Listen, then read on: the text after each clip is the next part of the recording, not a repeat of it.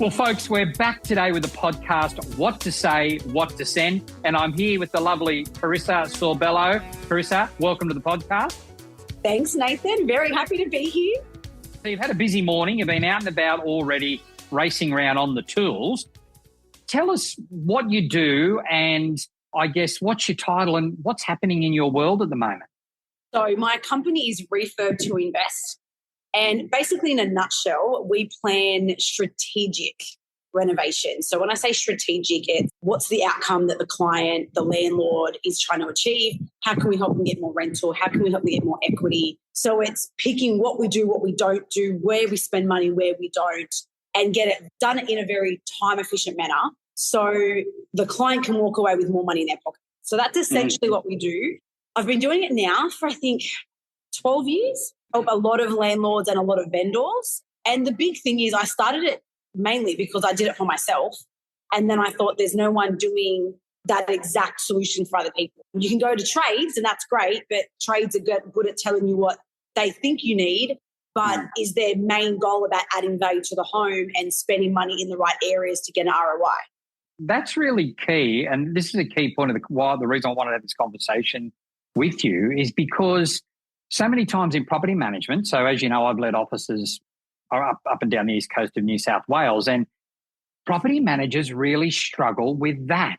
So we struggle with the coordination of the trades, we struggle with the design, we struggle with what level and how deep we go. And later on, we'll talk about the different types of landlord because I noticed you did a piece on that recently and I'm interested to drill down on that. But firstly, that's an important part, right, of assessing and working out how do you go about looking at that and working out how deep you go? Is it a change of the kitchen cupboards? Is it a full kitchen pull out and reno? Talk me through the levels of those and the decisions behind that. Interesting you say that for property managers because that's what I do is I work alongside them because naturally what I've seen is they will do basic things and that's great until they've met me and we've worked in with the office to actually realise that there's what I call untapped potential. Where, okay, a bit of paint and some blinds might get a few dollars more a week. To some degree, there's a point in time where that Tasmanian oak outdated kitchen needs to be really revived and the purple bathroom will only get so far and then we need to change it. And the problem is PMs sometimes fall into doing those, but it's not really their role. What I find is there's a gap there and then the PM's either told, okay, now go do a bathroom reno or a kitchen reno, which is really out of their scope, and they're not really sure what to do. So they're falling into doing these things with just, we'll just do a standard thing. And actually, I'm about to do a live on that this week about that because renovating isn't just renovate anymore. You've got to make it look a certain way. You've got to tick certain boxes for it to add the most amount of value. And it's not just about do some things to increase the rent. If you look at the whole picture, there's a massive increase in the actual asset that is important. And that's all the things that we start looking at to consider. So when I come involved, it's about understanding what's the rent now, how much more can it be worth, what's the asset value now and how much more can that be worth, and does the landlord have a plan where they actually want to unlock more equity? Because sometimes they don't even know that they can do that. They're just not aware. Yeah, exactly. That's a really good point. And the point on that is if a landlord unlocks more equity, it means they can buy more investment properties, which means it comes back to the agency, which means also we're providing accommodation for more tenants and the landlord grows their portfolios. It's a win-win for everyone, correct? Correct. It's massive. And the thing is, I work with landlords that sometimes come to me and say, look, we've just done some numbers and realised that we're like under market value by like $300 a week. If we were to do a renovation, can you help? And then I think, well, how come your property manager hasn't flagged that already? And so sometimes I think what happens is, and I think we're going to lead into this later as well when you talk about different landlords, landlords aren't always aware of the right information because they buy a property and they tend to sometimes leave it and the property manager's then just running the tenant, getting maintenance. And then that's where the gap is, that over the years that property starts getting old and that property starts getting outdated. And to some degree, it needs an overall overhaul. But then who's organising that? Who's designing that? Because it's not as easy as just go paint and do this. And actually, I did a live the other day about, hey, we need your help now. And I said, what have you already done? They said, we painted. And when I got there, the house was yellow. And I said, what do you mean you painted? The house is yellow. They said, well, we just painted the same colour. And I said, oh my God, how much did that cost you? 15 grand? Oh my God, you just wasted money. Yeah. And rentals. Oh, hey, painter, just go paint. And there's a miss of, but what exactly is that strategy that's going to increase the value and get more for the landlord? Landlords don't always know about it, but then you've got those active landlords that are like, how can I get more equity so I can use that to buy something else and keep building my portfolio? And if you're a great agency, that landlord can be one of your raving fans. They keep buying and they keep bringing the property back to you. Absolutely. And I think from an agency point of view, to have someone like yourself or, someone that's controlling this renovation, I think the key to that is it makes that agency an attraction agency for a landlord to bring their property to as well. So I think it helps in that. So on those landlords, let's open that door now, because in offices that I've been in, I've brought in something that's called the property investment plan, whereby we go through and we earmark things. So, for example, the carpet will need to be placed in 6 months' time. The painting will need to be done in 12 months. The curtains are looking a little bit shabby. How about we replace those for there? So if an office was to do a rough property investment plan, is that something they would hand over to you? Do you do those yourself? Do we invite you in to do those? How does that process work in an office situation? Couple ways. The one thing is when an office first decides to engage with us and introduce us to their landlord, the first step is we give the landlord a free consultation. Mm-hmm. It's about getting to know the landlord's goals, not so much yet the property, but what is it that they're trying to achieve? What's the purpose of having that rental? What is their goal down the track? Sometimes that's where I start unearthing that they want to sell it at some point or they want to buy something else. So we start understanding where the landlord actually wants to go, where they want to be. Then we look at the actual property. Now, in that case, the property manager, yes, has already had a look at some of those things, but I'm going a step deeper where I look at and I do what we call an audit, which is basically a SWOT analysis. So now most people do SWOT analysis on a property. So strengths, weaknesses, opportunities, and threats. There's things we can control. There's things we can't. There's things that are like deeply lacking in the property that we can fix. And there's things that we can only do so much and that's it. So I look at, well, what are the strengths? And right now, what are the weaknesses? And then what's the opportunity that landlord could take from that? And I usually would have the property manager as depth of going, what's the rent now and what more could we get once we start seeing that property is a little bit run down.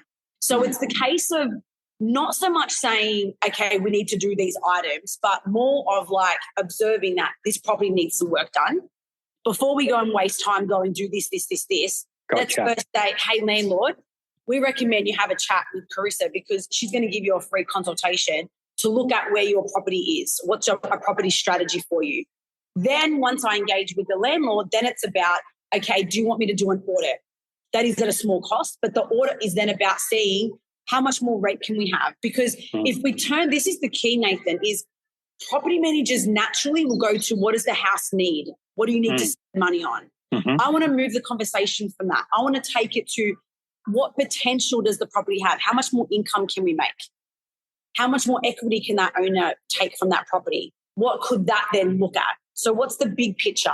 Then we work backwards because then if the numbers stack, there's a little formula that we do that then works out, well, if the income's going up by this much and we need to invest this much, that income will cover the investment. So then the landlord's actually not out of pocket. And there's a whole little system that we do. Now that's our specialty. So we walk the landlords through that to be able to make sure that they're doing the right thing that's going to get them the right return. Forget let's spend money. Hey, let's look at what potential is in your property. And can we, if you invest and you can unlock that, does that benefit you? Does that add wealth? Does that add to your wealth? Oh, yes, it does. That's important because not every property does have the numbers stack. And some properties have crazy numbers. I've had some properties where, they could go up a couple $100 a week. But then I've had properties that I've seen and I've said to the PM, if I could get you an extra bathroom, how much more would that add? Because I can see straight up in the floor plan that there's something we can jig. Or what if we could add an entertainment area that's not there at the moment? These are the things that a property manager naturally doesn't think of because that's not their role. That's why we try to fit in the puzzle to fill that gap and help them get more. And that's really the specialty, isn't it? Right there, is it about looking at that floor plan and saying, okay, well, if we put a bathroom over here or a living area here, or that becomes a media room, all of a sudden it changes the aspect and really the appeal to the tenant. And, we're talking a lot about return for the investor because that's what this is about and that's what you do. But return from the investor comes from having an appealing property to rent to the tenant community, correct? I mean, but tenants are wanting different things nowadays. I mean, we've got a cachet of tenants out there that are wanting a bath in a bathroom again nowadays. There are tenants that are wanting certain things in properties, which you do that research to find out what they're after. Yeah. So you can make those recommendations. And also, it comes down to things like plumbing. Is the plumbing in the right location? Well, if you can see that the plumbing's close by that room, then you're going to recommend that a bathroom goes in there straight away. All of a sudden it becomes a 3-2-1 as opposed to a 3-1-1. And straight away we've got that further opportunity. The really good offices that are really dynamic and open to how can I add more value to my client, it's more than just managing the property. It's how can we grow our client's asset. In my world, when I'm out and about in offices, coaching and guiding property managers and BDMs and things, we talk about the different types of landlords. So we talk about a landlord, and that particular landlord will be someone who might have inherited the property. They might have lived there before. They care about the tree in the garden that was planted, with their grandfather 50 years ago, that type of thing.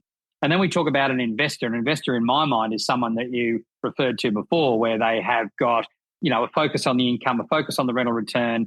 They want to see the statement every month, and they're concerned about the growth of that. And of course, landlords and investors, both categories do have this ability. But how do you categorize them? I know you talk about categories. Do you categorize them in a similar way, or do you have a slightly different skew on it? How do you do that? I never thought of it the way you said it, though, actually, that way. I kind of see it as passive and active. Passive, I see it as those that kind of buy, set, forget, and move on. Where that's great, it means that unless they're kind of a little bit more proactive with checking in with the PM, or might be the office is great at sending information, but the landlord doesn't really check their emails, doesn't even look at half of it, and then suddenly they're like, oh, wait, 5 years ago I could have got more rental. Why didn't my rent go up? And then question why they weren't told. So I feel like there's a batch of landlords that kind of buy and just keep property and then literally forget about it and just let it do its thing without realising there's potential there. Then you have the other side where they're more active and they're always looking at every year a snapshot, where my property's at right now. What can I do to add more value? When can I buy another one? And they're forever looking at trying to buy because they want to really actively build their portfolio. So I do believe there's different landlords, but I also believe in terms of passive and active is that passive can also be that they kind of tend to let others look after it and they don't want to be hands-on. However, I still believe that sometimes there can be a mismatch on relying on others to look after it more than actually knowing when do I need to do something, what's my forecast, what's my plan, and having a goal. Like if you don't have a goal for the next 12 months and sort of 3 to 5 years on that property, even if it is to hold for that long, but are you reviewing what's the rent now and how long's that tenant been in there? The thing is, I speak to landlords that say, oh, I've had a tenant in there for 10 years. And I'm like, that's amazing. At the same time, there's no way you've got market rent then. There's no way. You can't raise the rent that much unless you manage to get it at a really peak and the market's dropped in that time. But, I've had clients that had properties for 10 years ago, and when we checked the amounts, they were losing hundreds of dollars a week because they're so low. So where is the landlord in being active, checking and having that conversation with the PM about, well, look, what's the rent now and when is it worth us actually giving notice, fixing the place up and putting a new tenant in? And sometimes I think they get worried about doing that, PM and the landlord. We don't want to give notice to our tenant, but that's where they're missing out. And if it's presented right, it's going to release straight away anyway. The thing is, right, if you have a property that at some point is run down and you don't have a solution, I know so many officers that say to me, when it's like, when it needs kitchen bathrooms, we'll just let the landlord do their thing and come back to us. Have someone that is going to get the right value, then you're allowing your landlord to not actually go anywhere. That is a higher chance of them moving on because they've taken 3 months to actually go do the work. But the other thing is, the only reason a landlord would ever move on is if they don't have a good connection with that office. If there's not a value add, if they don't feel like they're getting looked after, is when they're going to move on. So if you're giving the best service you can and you're connecting with that client the best way, I kind of fill that little bit of a gap because end of the day, I'm a very big people person. Customer experience in my process is very big. It's very important. the way I talk to the landlord and to the office. I involve them both quite regularly so they know the status. And I literally say to the landlord, I have the real estate in that conversation where a landlord, once we have the blueprint, here's the design, great, now let's execute. So in 4 weeks' time, when we're approaching finish, I'm going to contact the property manager for you. I'll get them to have the photographer ready. So the photos are taken, you go straight back on market. That is automatically in our process. So there's no way, unless the landlord says to me, I don't like that office anymore, that I'm like to the office, hey, there's a risk of them going, you guys need to play it fixed now because they're telling me things. And I do get that from time to time. And I relate it straight back to the office because at the end of the day, it's a cycle. We're all there to help build a better asset for that landlord. And I want to help the real estate retain their clients and be able to be an extra value add. And to the point of that is my service is free to the real estate. Like the landlord pays for my service, yes, but for the real estate, I'm free. So I'm almost like a potential client experience that's added to their branding, that they're getting me going in there, talking to their landlord, relating information back, building a connection with them. I'm not separate. I might be a separate company, but I'm building with them to form a stronger bond with their client that they're getting me for free. Just on the back of that question is funding it. So obviously there are companies out there, Sale Funder is a big one out in the marketplace who's got the ability to fund these things if landlords and vendors don't have the cash available. So just talk us through that. So first and foremost, obviously the sales side of things, and then funding it. How are we funding it, like I say, with Sale Funder, et cetera? The benefit, which is amazing that Sale Funder exists, because they do allow to borrow a good amount. So same thing, if they're selling it, and I want to relate it back to rental too, because I do work with landlords that say to me, oh, now I want to sell it, or in a year's time, I want to sell it. So I factor that in the design as to what do we need to then do so when they want to sell, they can just put on market and sell. And also relate that back to the office. So then their sales team can be in contact and get that whole synergy between the PM team and the sales team. So if they're looking to sell, again, it's about what's the value now, what it could be worth. And we do a whole formula so we know what they should and shouldn't invest and in what areas. At that point, it's then so easy to speak to Sale Funder. The vendor doesn't have to worry about pulling money out of their pocket. And literally they finance it and then they pay it back at settlement. So if there's potential to make 200 grand and we say, okay, well, we need to cover off these objections. What if we invest 100 to make 200 back? So you're walking away with an extra 100K profit. No vendor says no to that. Yes, no problem. Okay, well, if I have a solution where you don't have to fund it, Sales Funder come in, fund it. As long as you have an agency agreement signed, you've got your funds. We can get everything done we need to do. You go on market, you sell, make your extra money, pay Sales Funder back, and everyone's happy. Well, Corissa Sorbello, thank you very much for catching up today. It's been an absolute pleasure. Thank you, Nathan. Chatting soon. Yes, definitely. Thank you. Look forward to it. Today's podcast was made possible due to our support from Detector Inspector and Connect Now. Thank you for your support to the property management real estate industry.